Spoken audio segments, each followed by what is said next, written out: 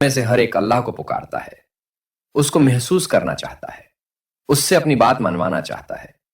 کبھی بہت شدت کی پکار ہوتی ہے اور کبھی عام سی۔ تو کیا آپ اللہ کے وہ الفاظ جاننا چاہتے ہیں جو اس نے اپنے پکارنے والے کے لیے قرآن مجید میں فرمائے ہیں؟ اللہ تعالیٰ قرآن مجید میں فرماتے ہیں وَإِذَا سَأَلَكَ عِبَادِي عَنِّي فَإِنِّي قَرِيبٌ أُجِيبُ دَعْوَةَ الدَّاعِ إِذَا دَعَانِ۔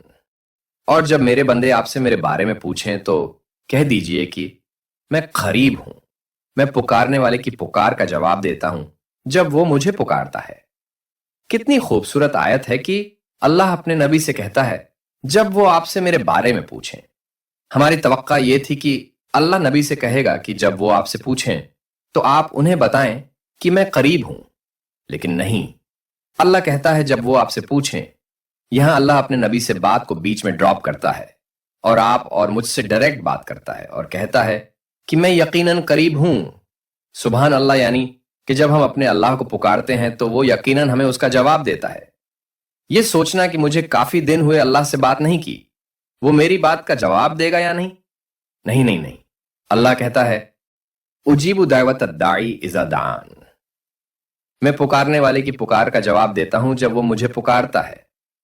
اللہ نے یہ نہیں کہا اگر وہ مجھے پکارے، بلکہ کہا جب وہ مجھے پکارے، کیونکہ اللہ جانتا ہے وہ اپنے بندے سے پر امید ہے کہ اس کا بندہ اس کو ضرور پکارے گا۔ ویڈیو کو آخر تک دیکھیے اور ان خوبصورت لمحات میں ہمارے ساتھ رہیے کہ ہم اللہ سے بات کرنے کا طریقہ سیکھنے جا رہے ہیں۔ ٹھہریں، رک جائیں۔ اللہ سے بات کرنے نہیں، اللہ کے ساتھ بات کرنے۔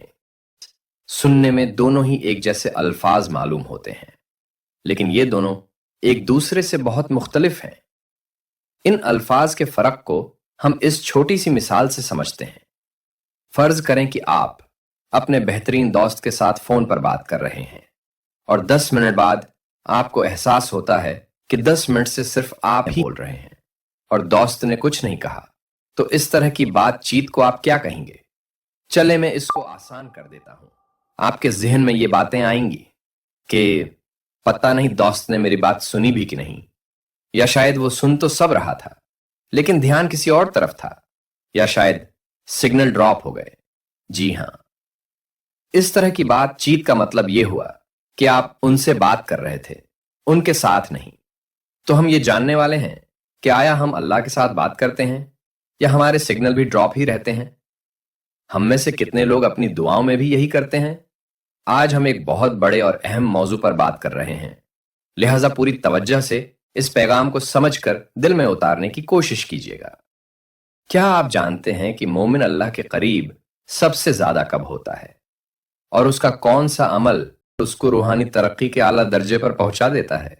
قرآن میں اللہ تعالیٰ فرماتے ہیں بے شک مومن کامیاب ہو گئے جو اپنی نماز میں خشوع اختیار کرتے ہیں۔ نماز مومن کی معراج ہے، یعنی نماز روحانیت کے اعلیٰ درجے کی انتہا ہے۔ یہ بندہ کا اللہ سے براہ راست رابطے کا ذریعہ ہے، اگر بندہ دل و دماغ کی حاضری کے ساتھ اللہ سے رابطہ کرے۔ جیسے حضرت محمد صلی اللہ علیہ وآلہ وسلم کو معراج میں اللہ کی قربت عطا ہوئی، اسی طرح نماز مومن کے لیے معراج کا ذریعہ ہے۔ حضرت محمد صلی اللہ علیہ وآلہ وسلم نے فرمایا اللہ تعالیٰ فرماتے ہیں اور میرا بندہ کسی چیز کے ذریعے میرا قرب حاصل نہیں کرتا جو مجھے ان فرائض سے زیادہ محبوب ہو جو میں نے اس پر فرض کیے ہیں، اور میرا بندہ نوافل کے ذریعے میرا قرب حاصل کرتا رہتا ہے یہاں تک کہ میں اس سے محبت کرنے لگتا ہوں۔ جب میں اس سے محبت کرتا ہوں تو میں اس کا کان بن جاتا ہوں جس سے وہ سنتا ہے، اس کی آنکھ بن جاتا ہوں جس سے وہ دیکھتا ہے، اس کا ہاتھ بن جاتا ہوں جس سے وہ پکڑتا ہے، اور اس کا پاؤں بن جاتا ہوں جس سے وہ چلتا ہے۔ اگر وہ مجھ سے کچھ مانگے تو میں اسے ضرور عطا کرتا ہوں، اور اگر وہ مجھ سے پناہ مانگے تو میں اسے ضرور پناہ دیتا ہوں۔ زیادہ تر لوگ نماز کو ایک ورک لسٹ یا ٹاسک کی طرح لیتے ہیں۔ ہم الفاظ کہتے ہیں، اپنی ضرورت کی چیزیں مانگتے ہیں اور نماز ختم ہو جاتی ہے، لیکن کیا یہ واقعی وہ نماز ہے جو اللہ ہم سے چاہتا ہے؟ کیا یہ وہ رشتہ ہے جو اللہ ہم سے چاہتا ہے؟ اگر آپ جاننا چاہتے ہیں کہ اللہ کے ساتھ بات کرنا کیسا ہوتا ہے، نہ کہ صرف اس سے بات کرنا، تو دیکھتے رہیں۔ ہم اسے سٹیپ بائی سٹیپ سمجھتے ہیں۔ چیپٹر 1، ہمیں اللہ کے ساتھ حقیقی بات چیت کو سمجھنا ہے۔ جب ہم اللہ سے بات کرتے ہیں تو ہم بنیادی طور پر ایک خریداری کی فہرست پڑھ رہے ہوتے ہیں۔ اللہ مجھے یہ چاہیے، اللہ یہ ٹھیک کر دیں۔ ہم اپنی دعائیں مانگتے ہیں اور چلے جاتے ہیں۔ لیکن اللہ کے ساتھ بات کرنا ایک بالکل مختلف تصور ہے۔ اس بار ہم صرف بول نہیں رہے، ہم سن بھی رہے ہیں۔ اب ہمیں صرف اپنا منہ نہیں کھولنا بلکہ اپنا دل بھی کھولنا ہے۔ لیکن ہماری بات چیت میں کچھ کمی ہے۔ آخر کیا؟ وہ کون سی چیز ہے جو ہمیں ان حقیقی بات چیت سے روک رہی ہے؟ دو بڑی چیزیں، توجہ کی کمی اور نماز کو ایک کام کی طرح لینا۔ اب آپ خود سے یہ سوال کریں کہ کتنی بار آپ نے خود کو پکڑا ہے کہ آپ کی توجہ کہیں اور ہے؟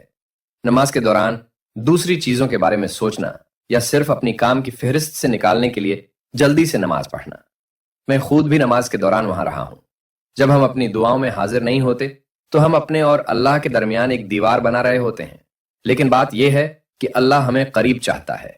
وہ قرآن میں فرماتا ہے وَنَحْنُ أَقْرَبُ مِنْ حَبْلِ الْوَرِيدِ، اور ہم اس کی شہر رگ سے بھی زیادہ قریب ہیں۔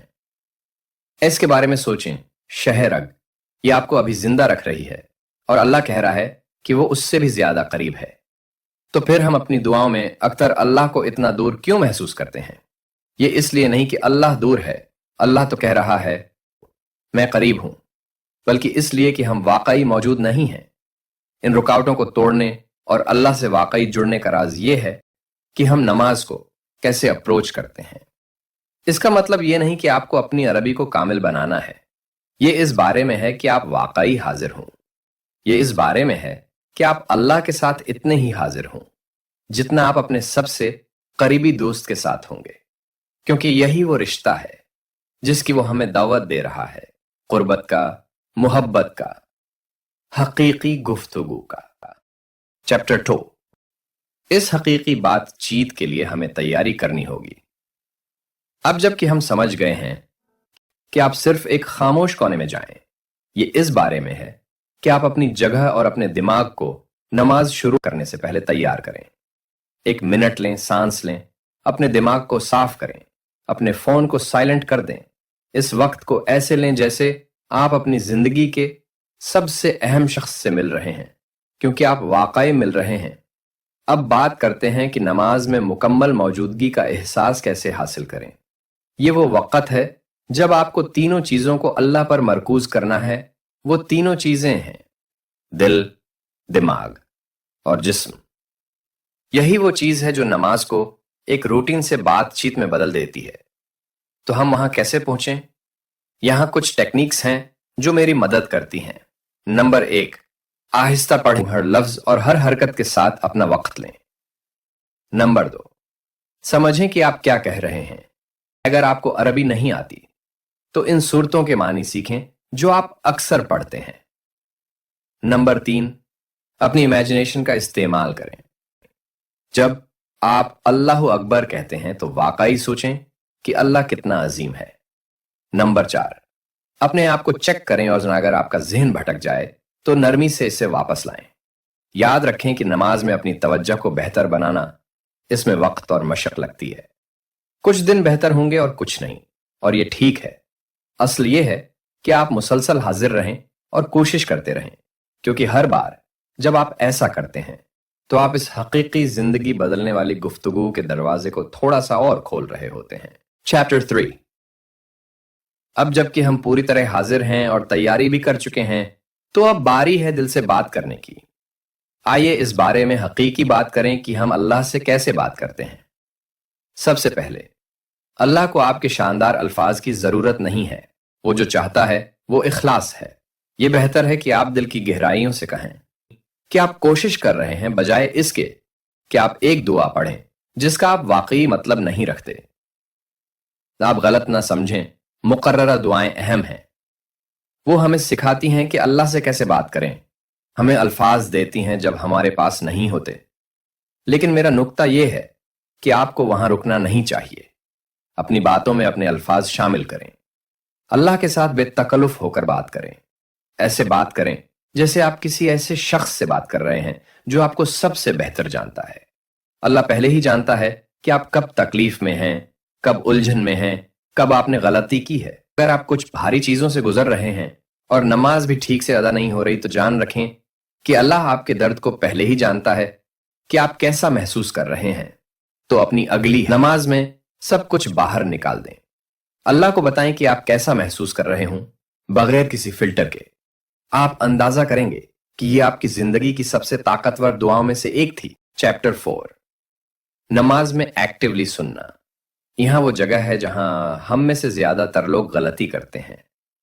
ہم اللہ سے بات کرتے ہیں لیکن سننا بھول جاتے ہیں۔ نماز صرف ہمارے بولنے کے بارے میں نہیں ہے، یہ بھی سننے کے بارے میں ہے کہ اللہ کیا کہنا چاہتا ہے۔ تو ہم اللہ کو کیسے سنتے ہیں؟ یہ ہمارے ذہنوں کو خاموش کرنے سے شروع ہوتا ہے۔ اللہ کا جواب اکثر لطیف طریقوں سے آتا ہے۔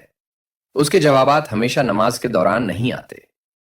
کبھی کبھی یہ ایک آیت ہوتی ہے جو اچانک آپ کو سمجھ میں آتی ہے، یا کسی دوست کا مشورہ جو کلک کرتا ہے، یا یہاں تک کہ ایک بظاہر بے ترتیب واقعہ جو آپ کے کسی مسئلے کو حل کرتا ہے جس کے لیے آپ کوشش کر رہے ہیں۔ اس کو سمجھنے کی اصل کی یہ ہے کہ ہوشیار ہیں اور ان نشانیوں کو دیکھیں۔ ہم ایک فوری تسکین کی دنیا میں رہتے ہیں۔ ہم ابھی جوابات چاہتے ہیں، لیکن اللہ کا وقت ہمارا وقت نہیں ہے۔ کبھی کبھی جواب انتظار کرو ہوتا ہے، اور وہ انتظار کا عرصہ اللہ پر ہمارے اعتماد کا امتحان ہوتا ہے۔ چیپٹر 5، اس بات کو کچھ حصوں میں ڈیوائیڈ کرتے ہیں کہ اللہ کے ساتھ ایک حقیقی دل سے بات چیت کیسی ہوتی ہے۔ اسے ایک گھر بنانے کی طرح سمجھیں۔ آپ کو ایک مضبوط سٹرکچر کی ضرورت ہے، لیکن آپ گھر کو کیسے سجاتے ہیں یہ آپ پر ڈیپینڈ کرتا ہے۔ تعریف اور شکر گزاری سے شروع۔ کچھ مانگنے سے پہلے تسلیم کریں کہ آپ کس سے بات کر رہے ہیں، اس کی عظمت کو پہچانیں۔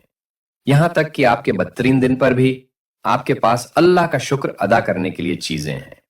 آپ کی سانس، آپ کی نظر، یہ حقیقت کہ آپ نماز پڑھنے کے قابل ہیں۔ یہ آپ کی بات چیت کے لیے لہجہ مقرر کرتا ہے۔ اگلا، معافی مانگے۔ ہم سب روزانہ غلطیاں کرتے ہیں، لہذا اللہ سے اپنی غلطیوں کا اعتراف کریں۔ مخصوص الفاظ صرف مجھے معاف کر دو نہ کہیں، بلکہ بتائیں کہ کس لیے۔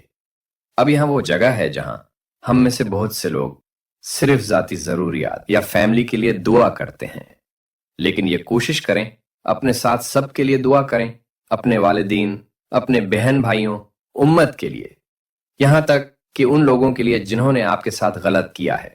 جو آپ چاہتے ہیں اس کے بارے میں حقیقی بنیں، لیکن یاد رکھیں کہ جو آپ کو ضرورت ہے اس کے لیے دعا کریں۔ آخر میں اعتماد اور تسلیم کے ساتھ ختم کریں۔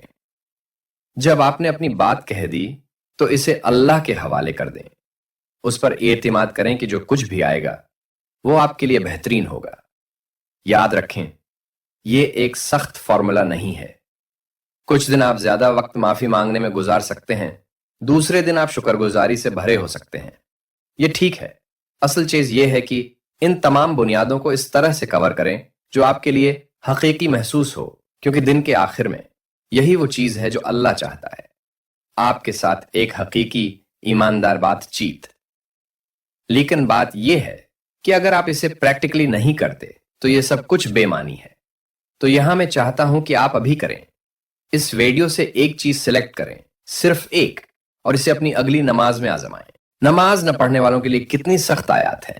اللہ تعالیٰ قرآن میں فرماتے ہیں، فی جنات یتساءلون عن المجرمین ما سلککم فی سقر قالوا لم نک من المصلین۔ جو باغات میں ہوں گے سوال کریں گے مجرموں کے بارے میں، تمہیں کیا چیز دوزخ میں لے گئی؟ وہ کہیں گے ہم نماز پڑھنے والوں میں سے نہ تھے۔ اللہ ہمیں نماز قائم کرنے والوں میں سے بنائے، آمین۔ اگر آپ کو یہ مددگار اور قیمتی لگا تو اس ریمائنڈر کو ان لوگوں کے ساتھ شیئر کریں جن سے آپ واقعی محبت کرتے ہیں۔ جاتے جاتے اللہ سے یہ دعا کرتے ہیں کہ اللہ ہم بہت گنہگار ہیں، بس اپنی اصلاح چاہتے ہیں، ایسی اصلاح جو آپ کے قریب کر دے۔ آمین ثم آمین۔ اگر آپ کو یہ ویڈیو اچھی لگی ہو تو لائک، شیئر اور سبسکرائب کریں تاکہ آپ کا اور ہمارا یہ محبتوں بھرا سلسلہ چلتا رہے۔